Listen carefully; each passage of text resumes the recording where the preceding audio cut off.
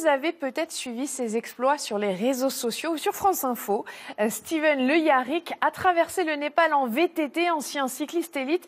Il s'est embarqué dans une très belle aventure à travers l'Himalaya. Il est avec nous sur ce plateau. Bonsoir Steven. Bonsoir. Je vous propose d'abord de regarder un résumé de votre parcours où vous étiez d'ailleurs très ému à l'arrivée. On regarde. Je vais pas craquer là, mais j'ai beaucoup d'émotions. Et ouais, c'était une grande aventure. On s'est battu fort parce que c'était dur. Il en avait rêvé de l'Himalaya. 2 mois plus tôt, Steven Le Yarrick, ancien très bon coureur cycliste amateur, arrivait au Népal. Son objectif, le parcourir d'est en ouest à VTT, sur des chemins de trek, quelle que soit la méthode. Voyage initiatique réalisé en équipe, Steven est accompagné de Pewen Groti qui filme leur exploit et d'un Sherpa Ngawang. Cette fois-ci on y est. Ça c'est Kanchenjunga. Plus de 8500 mètres, c'est le 3e sommet du monde.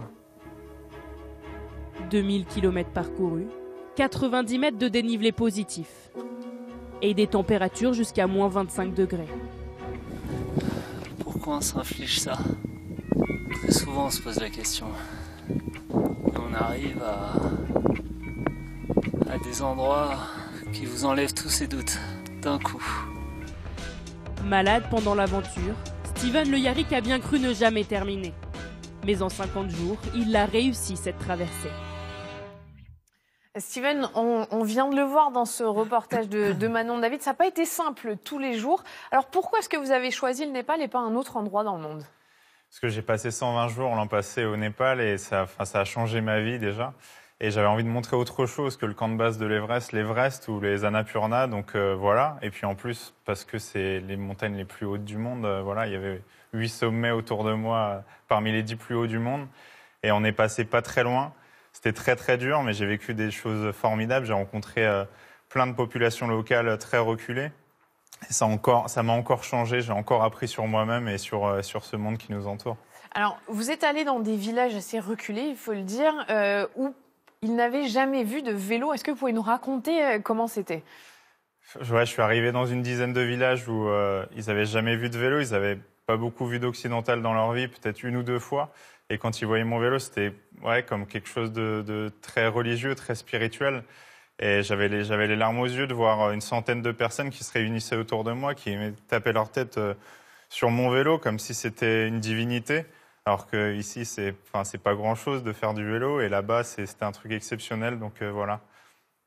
Qu'est-ce que vous retiendrez de cette expérience, j'imagine, magnifique?